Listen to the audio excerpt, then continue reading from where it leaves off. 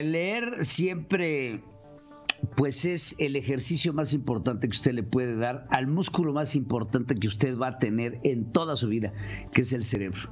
La lectura nos ayuda a abrir el conocimiento, a conocer el mundo, a navegar por los mares de la literatura. Así me decía, me acuerdo, un muy querido maestro de literatura, Mario Castillo, que aquí le mando un saludo. El aprender a leer es aprender a imaginar, es aprender a caminar por un mundo de lo real y de lo irreal. Y por ello, Ricardo Sánchez Riancho, nos tienes hoy una entrevista interesante en busca del talento perdido. Pedro, ¿cómo estás? Qué gusto saludarte, estar aquí con ustedes como siempre para hablar de libros, de cultura. Y en efecto, ya nos adelantaste que tenemos un autor que en verdad es toda una eminencia y un personaje. Él tiene más de 2 décadas de experiencia formando también gente en los ámbitos directivos y empresariales de Latinoamérica y de España. Vaya, su trayectoria es impresionante. Además, ahora nos ofrece este texto en el cual nos comparte mucho de su conocimiento. Por eso quiero dar la bienvenida a Vicente Saucedo. Vicente, ¿cómo estás? Muy bien, encantado de estar con ustedes en la distancia y deseando ser pronto mano a mano. Un placer. Seguro lo haremos con gusto, con un tequila, como decías hace un momento antes de entrar a cámaras. Oye, Vicente, pues platícanos un poco sobre En busca del talento perdido. ¿Qué fue lo que te hizo llegar a aterrizar tus ideas en este texto para compartirlo, para acercarlo a la gente? Pues casi 2 cosas. Una, la infinidad de libretas. Me ha encantado la introducción acerca de la lectura. Yo creo que ha sido lo que me ha acompañado y me acompañará, espero, en el viaje de mi propia vida. Y soy incapaz de no estar leyendo, pues tomando notas. Y son cantidad de libretas donde reflexiones, no siempre propias, pero muchas veces a raíz de las propias generadas y de las lecturas.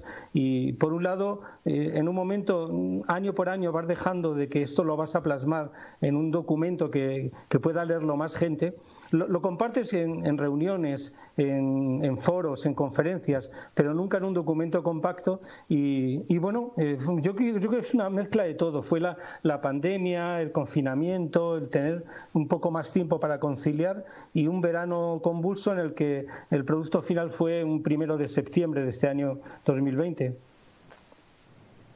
Oye, de alguna forma esto está muy vinculado a tu labor como docente, como catedrático, ¿cierto? La forma en la que te acercas también al público para darle una forma de comprender y una forma de conocerse a sí mismos, me atrevo a decir. Así es. Está directamente ligado a esto, a tu formación como académico. Así es. Yo creo que es un triplete. Yo siempre creo que me he cruzado por 3 caminos. Uno, la pura investigación, lo que decías. Si yo estoy hablando del talento y liderazgo, me encanta poder viajar en México e investigar nada menos que una revolución y un momento de independencia y donde hay caracteres tan diferentes desde Villa, en fin. Buscar también la antropología en la historia. Digo por poner el ejemplo en México porque es la pura verdad. Entonces, si yo estoy investigando y leyéndolo, debo de compartirlo esa tarde cuando estoy en Querétaro, en Monterrey o en DF con un grupo de profesionales, de alumnos de maestrías, que soy incapaz de dar una clase absolutamente normal y reglada si no es compartir lo que yo acabo de leer y de investigar, ¿no? Por lo tanto, efectivamente, lo que pasa es cosas quedan compartidas, quedan anotadas. Evidentemente, lo que no se escribe se va a olvidar en un papel, en mis notas que tomo previas a esa conferencia o a esa clase que haya dado en Reforma o que haya dado en un campus de una universidad y que al final tienen que ser producidas en un documento que se llama libro, ¿no? Porque lo lea más gente por exponenciarlo, ¿no? Pero sí, es verdad, soy egoísta, el 90% diría que si mezclo investigación ha sido compartir con alumnos y me dejo un pequeño porcentaje que no menos importante, que es llevarlo también a la práctica en el mundo de las empresas, o sea, de la teoría a la praxis. Yo no me quedo en la universidad. Si yo evidentemente estoy de 7 a 11 de la noche con un profesional, me invitan por la mañana a vivir su empresa y a que sea realmente aplicable. Todo aquello que no es aplicable no tiene sentido. Por eso también paso muchas horas en las empresas reales, aplicando esto que estoy diciendo, ¿no?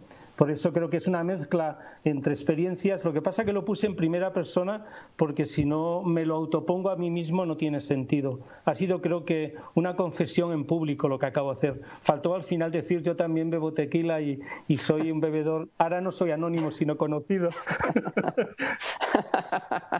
Eso me dijo ayer un lector profesional que respeto muchísimo, un gran catedrático, que me dijo: Vicente, es la verdad, te conozco hace 30 años, eres tú el que te has confesado y solo te faltó decir al final: confieso que también bebo. Vicente, eres parte de la planta docente de la Universidad Europea actualmente, ¿cierto? Que es probablemente la más grande que tiene España ahora. ¿Nos podrías platicar también un poco sobre la materia que impartes ahí? Porque tengo la impresión que de alguna manera también se vincula con esta forma de conocer y de compartir que el mismo libro nos trae. Pues es una mezcla entre lo que se llama normalmente habilidades directivas, o sea que hay píldoras como es gestión del estrés, como es el hablar en público, o sea, todas esas habilidades directivas de hecho aparecen salpimentadas en algunos de esos capítulos y que evidentemente compartimos con empresas que se acercan a recibir formación a sus profesionales, también en posgrado, es decir, también en maestrías, como se dice, o en máster o en MBA, y también evidentemente hacia jóvenes alumnos que vienen de otros muchos países y que en enseñanza, digamos, normal del año, en el máster, pues reciben dirección de talento, habilidades directivas o lo que también se llama dirección general, que es la parte de gestión, digamos, de management o de dirección general en cuanto a recursos humanos. Verdaderamente es interesante y vaya, perdona que me desvíe un poco porque siempre me da mucha curiosidad saber las deformaciones literarias que hay detrás de un texto. Lo platicamos también brevemente antes de entrar al aire, ¿no? Que el título le hace un guiño muy curioso a Marcel Proust y que de alguna forma es inevitable pensarlo, ¿no? Del título de En busca del talento perdido de En busca del tiempo perdido. ¿Cómo es que se creó este canal? Porque lo comentábamos y me parece muy curioso que un libro que va dirigido hacia directivos se nutra de la literatura. Es que lo decía incluso un creador de una compañía llamado Twitter muy importante, que quiere que todos sus grandes directivos, más coincidentes, gracias a la Universidad Europea, en uno de los viajes que hacíamos como profesores invitados allá, pude conocer que dijo que a sus grandes directivos no solamente les pide que sepan de tecnología, de mercado, de mercadotecnia y de sus habilidades tecnológicas, sino que conozcan la historia. De hecho, ahora estaba mirando un diploma que me dieron en el Parque de Querétaro hace pues como 10 años, el tiempo pasa, es más de una década, y cuando tenía que hablar de liderazgo o del enfoque del nuevo directivo hoy, pues hablé de Atila, hablé de Alejandro Magno, hablaba incluso pues de Aníbal, y estaba hablando de personas pues de la historia, ¿no? Y decían, pero caramba, ¿cómo me está contando la historia? Digo, es que les animo a que encuentren en la historia, no siempre en la griega y en la europea o en la asiática, también en la americana, porque si uno viaja y encuentra pues gente en Costa Rica, gente pues en Perú, pero de hace 1000 o 2000 años en su momento, el cómo se comportaban y qué pasos daban, podemos aprender a ser mejores directivos. Por eso, literatura, historia, o sea, realmente si tuviera que dar las gracias, me tuve que acoger a la familia y a los amigos, pero es mentira. Realmente las gracias es a todos los que nos han enseñado desde que el ser humano existe y desde que uno tiene que leer, desde luego desde la vieja Grecia hasta la actual, incluso política.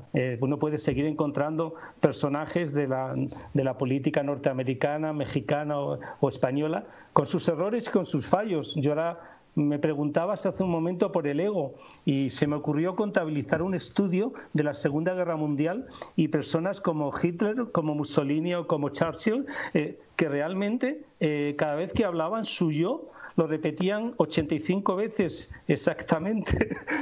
Llegaba a emplearlo cada 85 palabras lo empleaba Mussolini, cada 50 lo empleaba Hitler, pero cada 30 palabras lo empleaba Churchill. Luego, ¿tenía ego? Pues claro que sí.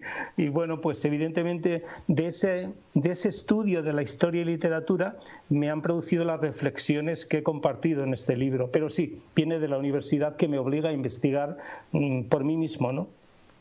Me parece fabuloso y en verdad gracias por compartirnos eso, porque es cierto, en ocasiones uno piensa que la historia, la literatura, eso es algo muy común incluso en alumnos más jóvenes, ¿no? Que dicen, ¿esto para qué me sirve? Pues es que si no aprendemos de nuestro pasado, por supuesto, no podemos construir el futuro.